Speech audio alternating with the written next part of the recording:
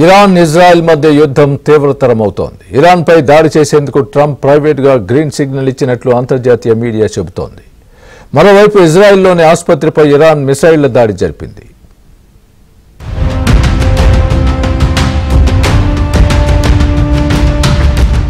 Israel Iran మధ్య యుద్ధం తీవ్ర రూపం దాల్చింది. టెహ్రాన్ పై ఇజ్రాయెల్ దళాలు తమ దాడులను తీవ్రతరం చేశాయి. అదే సమయంలో ఇరాన్ సైతం ప్రతిదాడులు చేస్తోంది. ఈ క్రమంలో ఇరాన్ దాడిలో దక్షిణ ఇజ్రాయెల్లోని బీర్ షెబాలో 1000 పడకల సోరాక ఆసుపత్రి ఆ దాడిలో దెబ్బతింది. ఈ దాడిలో 25 మంది మరణించగా 100 మందికి పైగా గాయపడినట్లు ఇజ్రాయెల్ తెలిపింది. ఆసుపత్రిపై జరిగిన దాడికి సంబంధించి ఇరాన్ ప్రకటన చేసింది. తమ లక్ష్యం ఆసుపత్రి కాదని, సమీపంలోని ఇజ్రాయెల్ సైనిక నిఘా స్థావరాలే తమ లక్ష్యమని స్పష్టం చేసింది. ఇక ఇరాన్ జరిపిన దాడిపై ఇజ్రాయెల్ తీవ్రంగా స్పందించింది. Iran supreme leader Ayatollah Ali Khamenei ఇక ఉనికిలో ఉండటానికి వీల్లేదని ఇజ్రాయెల్ రక్షణ శాఖ మంత్రి ఇజ్రాయెల్ కాచ్ వ్యాఖ్యానించారు. బంకర్లో దాక్కుని ఇజ్రాయెల్లోని ఆసుపత్రులు, నివాస భవనాలపై క్షిపణులు ప్రయోగిస్తున్నారని, ఇది అత్యంత తీవ్రమైన యుద్ధ నేరమని ఆరోపించారు. Iran targeting civilian centers with ballistic missiles is no surprise for us. They have been openly declaring their desire to destroy the state of Israel for decades now. These aren't just words. Over the past 6 days, Iran has launched over 450 ballistic missiles and hundreds of UAVs. This is exactly why we cannot and we will not allow this regime to obtain nuclear weapons or expand its missile arsenal. And so, we continue our operations, striking Iranian nuclear weapons facilities, missile launchers, and military sites. అణుబాంబుల తయారీ కోసం Tehran కు ఉన్న అన్ని వనరులను సమూలంగా నాశనం చేసేందుకు Israel మిస్సైళ్ల దాడి జరుపుతోంది. ఈ క్రమంలోనే తాజాగా అరక్ హెవీ వాటర్ రియాక్టర్ ప్రాంతాన్ని ఖాళీ చేయాలంటూ ఐడిఎఫ్ పోస్ట్ పెట్టిన కొద్దిసేపటికే ఇజ్రాయెల్ దాడులు చేసింది. అయితే ప్రస్తుతానికి అక్కడ రేడియేషన్ ప్రమాదం ఏదీ లేదని అంతర్జాతీయ అణుశక్తి సంస్థ తెలిపింది.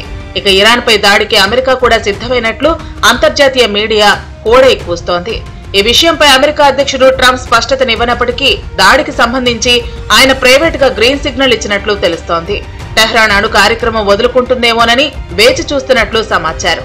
ఈ క్రమంలో అమెరికాకు చెందిన సైనిక దళాలను, యుద్ధ విమానాలను, రీఫిల్లింగ్ విమానాలను పశ్చిమాసియాలో రీప్లేస్ చేయడం వంటివి చేస్తున్నట్లు సమాచారం.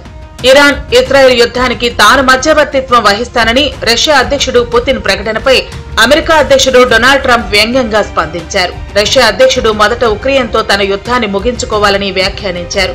ఆ తర్వాత ఇరాన్ ఇజ్రాయెల్ యుద్ధం గురించి ఆలోచిద్దామని పుతిన్ కు చెప్పినట్లు ట్రంప్ వివరించారు.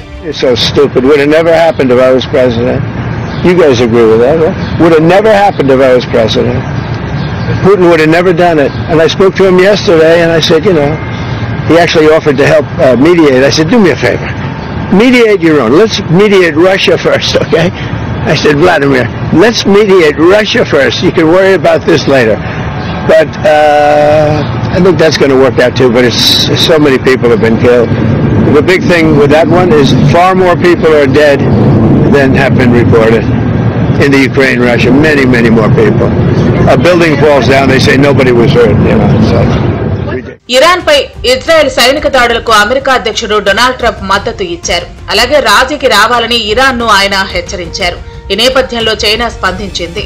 అమెరికా ద్వారా జరిగే ఏదైనా బలప్రయోగం ఇరాన్ సార్వభౌమాధికారం, భద్రతను ఉల్లంఘించినట్లుగా పరిగణిస్తామని తెలిపారు. ఇక హర్ముజ్ జలసంధిని మూసివేసే ఆప్షన్ తమ వద్ద ఉందని ఇరాన్ వెల్లడించింది. శత్రువులపై ప్రతీకారం తీర్చుకునేందుకు ఈ జలసంధిని మూసివేయడం కూడా ఓ మార్గమని ఇరాన్ పార్లమెంట్ జాతీయ భద్రతా కమిటీ సభ్యుడు బెహ్నం సయీదీ తెలిపారు. అయితే ప్రపంచవ్యాప్తంగా రోజువారీ చమురు అవసరాల్లో 20% హర్ముజ్ ద్వారానే రవాణా